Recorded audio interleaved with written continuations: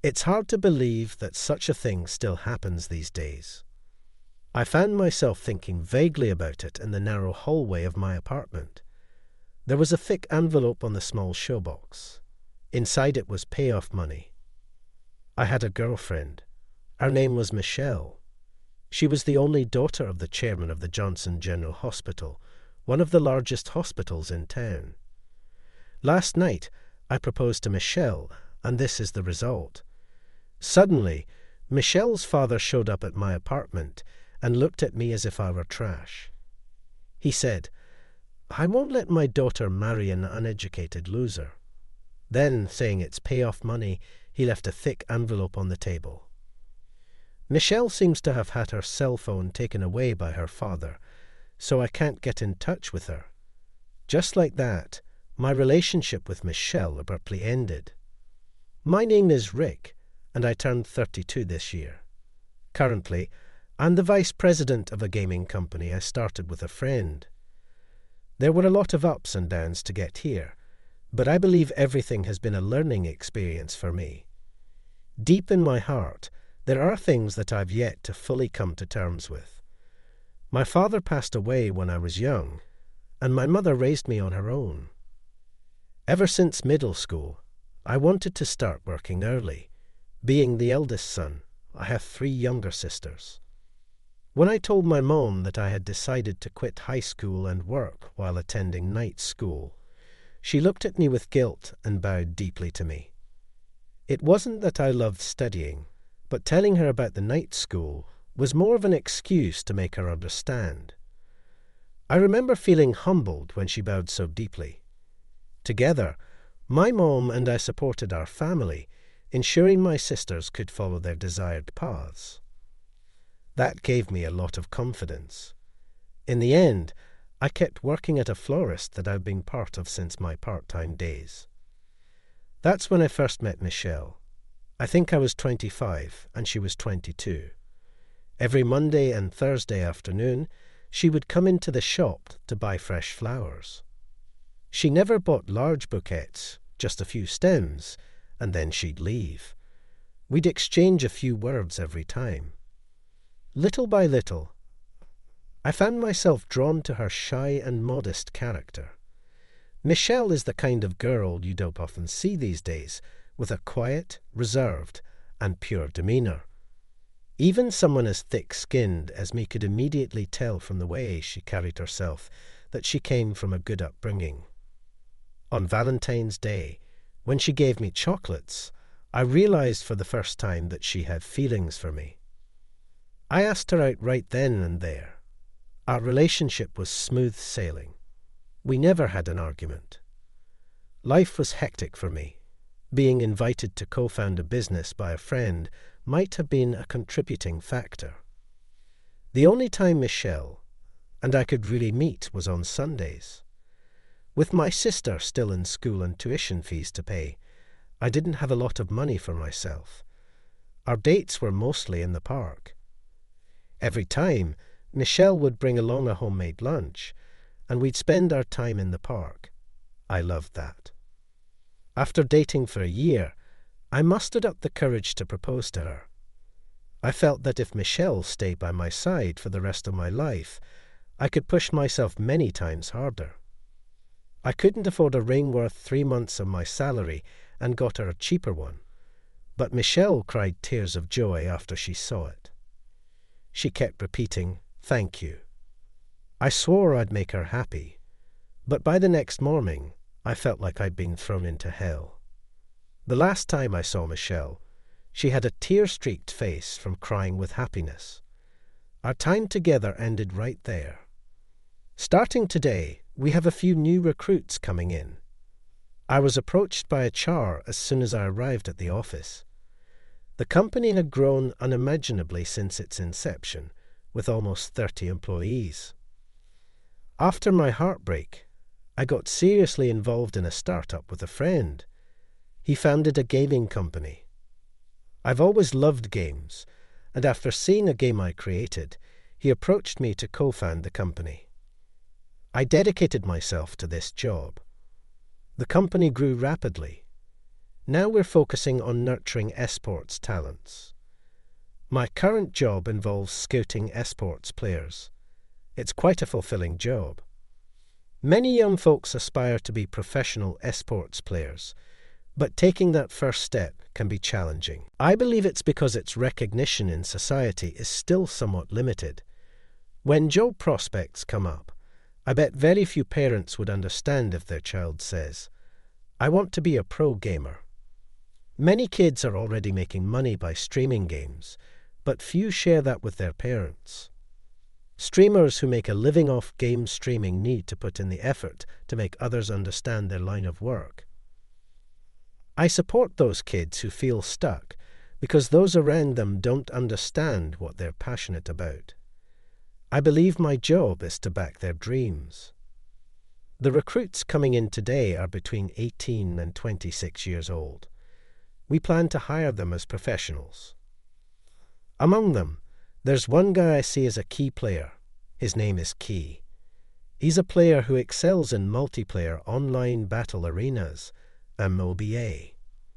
Simply put, MOBA is a game style where you team up and cooperate with allies to attack and conquer the enemy's base. It requires both strategy and ability to make split-second decisions. I felt Key had an exceptional talent. "I'm Key Johnson. It is a pleasure to meet you all," he said, introducing himself. He's tall and good-looking, although he seemed a bit rough around the edges. The way he responded and carried himself showed he came from a good upbringing. A good young man. The women in the office were clearly impressed by him. After a brief greeting, Key started handling insurance paperwork and other administrative tasks in the HR department. It's a busy day since there are other new hires, and each needs to be directed to their respective departments. That's when I overheard a surprised voice from one of the female clerks. My feet stopped dead in their tracks when the clerk said, "He's the son of the Johnson General Hospital chairman. You know, Johnson General Hospital is the home of a girl like... Can't forget Michelle." I remember Michelle mentioning that she's an only daughter with one younger brother who doesn't have the inclination or aptitude for medical studies. Now I understand why Michelle's dad told me her future husband has to be a doctor. It might be pointless to think about it now, but if Key had gone to med school and become a doctor, maybe Michelle, and I could have gotten married. I was called an uneducated trash. The opposition to our marriage wasn't just because of inheritance issues. I admit that I had my own shortcomings, yet I couldn't help but wonder what if I had become a doctor. A fact I never realized when I first scouted Key. Would I have recruited him if I'd known he was Michelle's brother? Mixing personal feelings with business is downright unacceptable.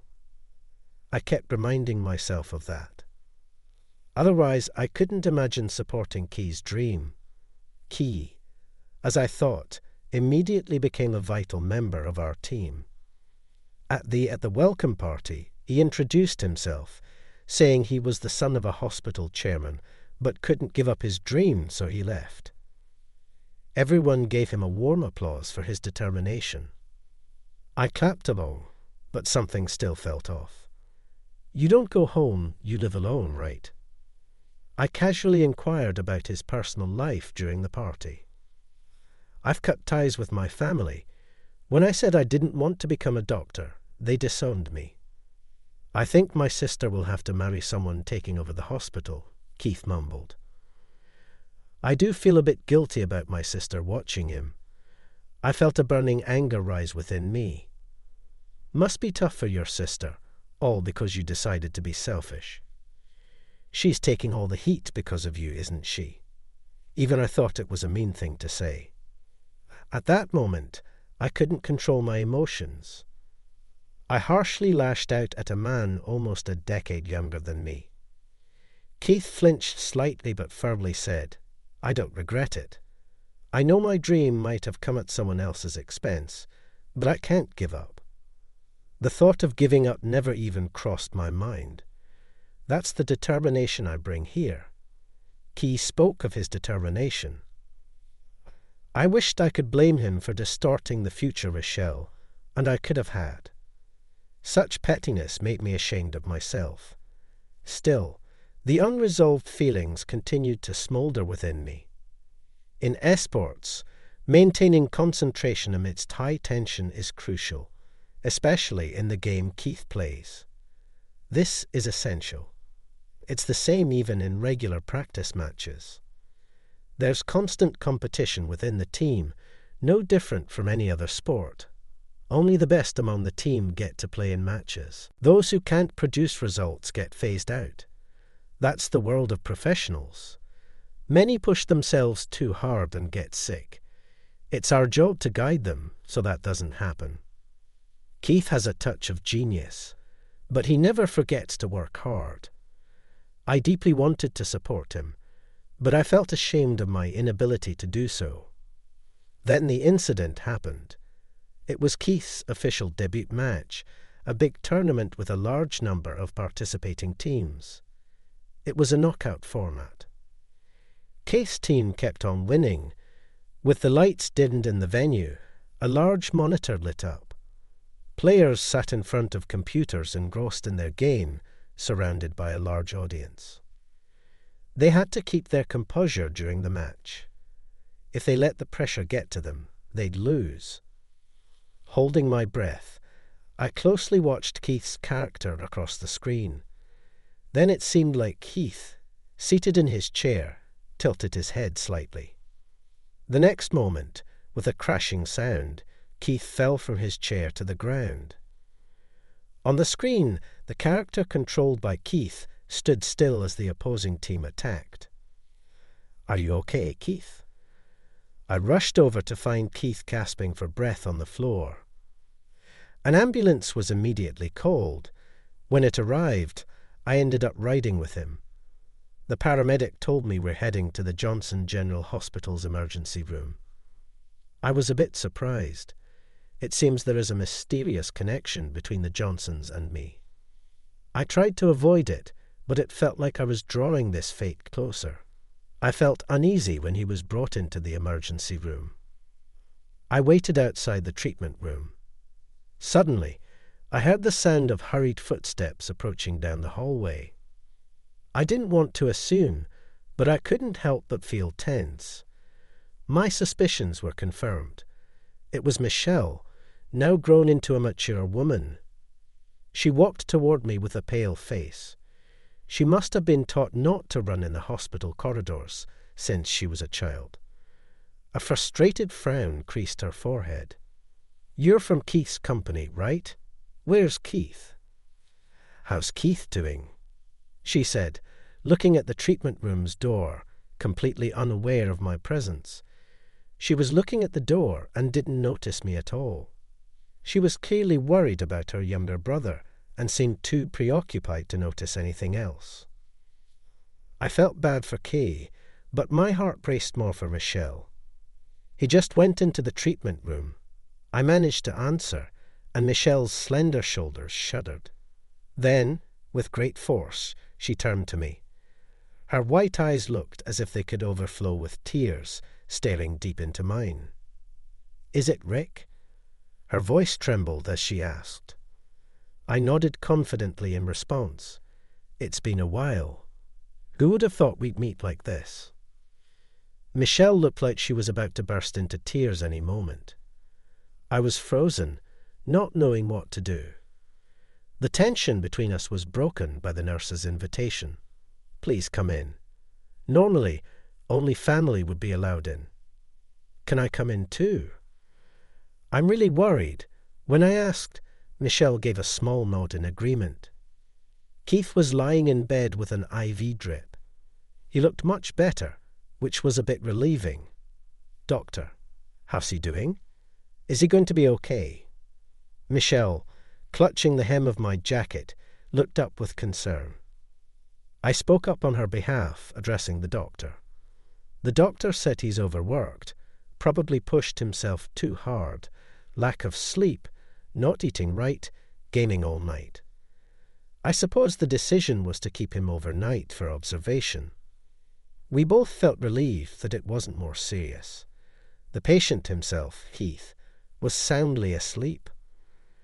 "I'll go grab some things he'll need for the overnight stay." Thinking Michelle should stay by Keith's side, I made the offer. "Could you? Thank you so much." To reassure Michelle, I grinned and said, "Leave it to me." Seeing that Michelle's face softened a little, that's when it happened. Suddenly, the treatment room door was flung open. The loud bang startled everyone inside, including the nurses. Keith, always causing trouble, entering with a loud shout, was Dr. Johnson in a white coat. He was Michelle and Keith's father. He was, without a doubt, my archenemy. And overworking, after all the talk, and leaving the house like that. Should have listened to me and become a doctor. He grabbed Keith's collar and started shaking him. The nurses rushed to intervene. This isn't how a doctor should behave towards a patient. A nurse trying to intervene, Dr. Johnson, raised his hand to strike Keith and shouted, "Wake up." Without thinking, I grabbed his arm. "Stay out of it. This is a family matter." The annoyed doctor started yelling at me. I had no intention of letting go. With all due respect, that doesn't look like a family matter to me. Keith is one of our best. I'd appreciate it if you refrain from violence.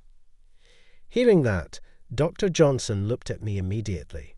His eyes widened, and his mouth twisted in shock. It seemed that he finally recognized who I was. "You dare to deceive my daughter, and now my precious son too, you uneducated piece of trash." The doctor's words ignited memories of my past anger. But I'm not the same person I was back then. I won't be shaken by such remarks. As the doctor and I locked eyes, Keith woke up. "Wait, Dad, sis." I wasn't in the middle of a game, struggling to grasp the situation. Keith's confusion was evident. I gently embraced him, explaining that he had collapsed and was brought to the hospital. "Keith, get back home now. I can still get you into a decent medical school. You wouldn't go wrong if you just listened to me." The doctor's harsh rebuke made Keith bite his lip. Always being dictated and controlled like this, that's probably why he ran away, I thought. Keith's an adult now. He makes his own decisions. Your children have grown beyond your reach. I positioned myself between Keith and the doctor, shielding both Michelle and Keith. The doctor's face, filled with anger, grabbed at my collar. "You seem rather bold now. You can't hide that you quickly bailed out on my daughter with that payoff money," Michelle gasped and said from behind me. "That money was returned to you ages ago." I replied with a provocative smirk. The doctor shouted, "You're lying." "Dad, aren't you familiar with Rick's company? They've been generously donating every year." Keith's voice reflected his growing impatience. What are you talking about? Donations every year? You can't be serious." I brushed off the doctor's hand, presenting my business card once again. Recognizing the company name, the doctor's confidence wavered. "I donated that money immediately. Why would I keep it? I always intended to come back for Michelle one day." I spilled out the promise I'd held deep in my heart. The promise that, always suppressing my feelings, deceiving even myself, but I can't do that anymore. My life has always been intertwined with Michelle's. Today, our unexpected reunion made those feelings come flooding back. I've been making donations to Johnson General Hospital under my company name, initially just to repay that payoff money. The continuous donations were because I couldn't let go of my connection with Michelle. Maybe I was testing my own resolve. For a private clinic, donations are a lifeline. Staring intently at my card, the doctor suddenly changed his demeanor. "If only you'd said so. My apologies for the misunderstanding. We're always grateful for your support." Please keep it coming. His demeanour had shifted completely. He seemed nonchalant, but was oddly ingratiating. He's probably afraid I'd get upset and stop the donations. Well, I'll leave the rest to you. With that, he made a hasty exit, leaving us all dumbfounded. The rest of us were just left in shock. Both the attending physician and the nurses had surprised looks on their faces due to the sudden change in the doctor's behaviour. Well then, Keith, you will be admitted for the night. Remember, managing one's health is part of a professional's job. Be more cautious from now on. I'm sorry. I will be more careful, Rick. Thank you so much for standing up to my father so firmly. I was truly moved, thank you, Heath exclaimed with joy. I felt somewhat embarrassed. Receiving praise head-on is something I never really got used to. Michelle chuckled as she watched my reaction. Listen, Michelle, it's super late, and you might be fed up waiting, but if you're still single, I mustered up the courage to tell her that. Before I could finish, Michelle interrupted. I am single. I hadn't gotten married. I couldn't forget about you after you suddenly disappeared. The earnest look in her eyes left me speechless. After I had vanished, Michelle had confronted my father. Mother had heard what had transpired, what my father had done, and felt devastated. But she laughed, saying she never thought she wouldn't see me again. I always felt that our paths would cross again. I knew it in my heart, Michelle said. She had been looking forward to that day. Tears threatened to spill from my eyes thinking about her holding on to that tiny glimmer of hope. Every day after our separation made my heart ache. I'll bring a much nicer ring next time. As I said this, scratching my head, Michelle shook hers. I like that ring. You still have it, right? Feeling like she saw right through me, I scratched my head and responded, You got me. Of course, I still have it. The ring that was returned to me as if to sever our ties. I want that ring on my finger again. I nodded firmly in response to Michelle's words. At that moment, the entire treatment room erupted into applause. The doctor, nurses, and Keith all clapped their hands, saying, Good for you, as a gesture of celebration. Suddenly, I snapped back to reality. Michelle and I weren't alone. Feeling embarrassed, I hastily left the treatment room. A few days later, Michelle and I both went to meet the doctor. At first, the doctor refused to see us, but Michelle's tears eventually won him over. All right, I'll approve the marriage, but on one condition. The head doctor's condition was to forget about the old words he said, which was amusing. It's probably about that comment he made about me being an uneducated trash, I quickly replied. Of course, I wanted to register our marriage right away, but due to work, it kept getting postponed. The one who ran out of patience was Michelle, and unusually she puffed up her cheeks, raising her voice in protest at me. She hardly ever gets angry. She hesitated a bit, and then complained in a soft voice, Please don't keep me waiting any longer. Seeing Michelle blushing and speaking shyly, I realized how long I'd kept her waiting. I'll do it right away. I stood up and left my work. I grabbed her hand and rushed to the county clerk's evening counter. Michelle said, Wait, but I had no intention of waiting any longer. Our pace quickened, and by the time the county building was in sight, we were both running, our hands tightly holding onto each other. I swore in my heart I would never let go of this hand for the rest of my life.